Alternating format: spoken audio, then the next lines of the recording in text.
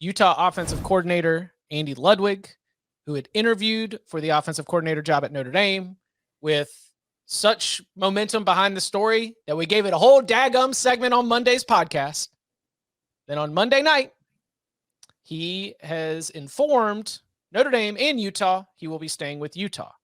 According to ESPN's Pete Thamel, sources said that Andy Ludwig's buyout of at least $2 million, exact number unknown depending on how the buyout impact is interpreted, proved an obstacle in discussions with Notre Dame. Notre Dame flew Andy Ludwig to South Bend, brought him around on campus, conducting the interview.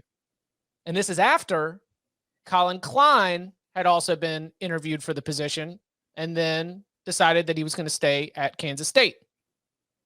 Does Notre Dame need $20? Collection plate ain't quite as full as they thought. I mean, I'm being really unfair here, but I expect Notre Dame looks at a $2 million buyout figure, should be able to take care of that. What's going on here? Most of these really rich guys, are cheap. And I think Notre Dame is kind of cheap, man. Yeah. They got money. Yeah, they just don't spend it. They do. They just, I guess they don't think that it's worth the expense, but it is. Like, if I'm a Notre Dame fan, I'm pretty pissed off about this. Like, if Ludwig was willing to come and the only thing that stopped you was paying his buyout, even if you can come up with a strong logical argument that I can buy for why, like, listen, we're not spending $3 million to buy out an offensive coordinator. Let's look at where college football is right now. How much money, if you want to win national titles, how much money do you think the quarterback you need to do that is going to cost you? If you won't invest that kind of money in your OC, maybe it's because you're only planning on spending it on players. So maybe it's not that bad. But for me, that's just a bad sign for what Notre Dame's approach will be in the NIL era. Tom, no, we were told that, remember the fans in the chat told us that Notre Dame missed out on the 5-star type players they were in on, like Keeley and that stuff, because of NIL. So it can't be that they're spending it on players.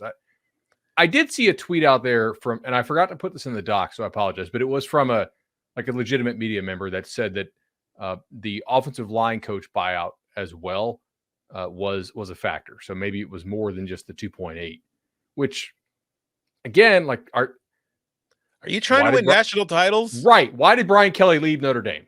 Most likely, I think it was because you can recruit much better at LSU with the same effort level than you can at Notre Dame in terms of the quality of player you can get in and in terms of the width of the net that you can cast because of academics. But it also makes me wonder if it's stuff like this, because in the SEC, they just call that the price of doing business, man. Right. I mean, I think if I'm Marcus Freeman, I'm upset, right? And if you're Marcus Freeman, I mean, and that's one thing I've seen from a lot of Notre Dame fans is that this is Marcus Freeman. It looks like this is Marcus Freeman not being able to have the resources he needs to succeed at the highest level. It is him being set up to fail. I mean, this is not a not fair to Marcus Freeman if Marcus Freeman really wanted Andy Ludwig and $2 million is the only thing separating it. If it's something more, then I'll reconsider my position on the issue.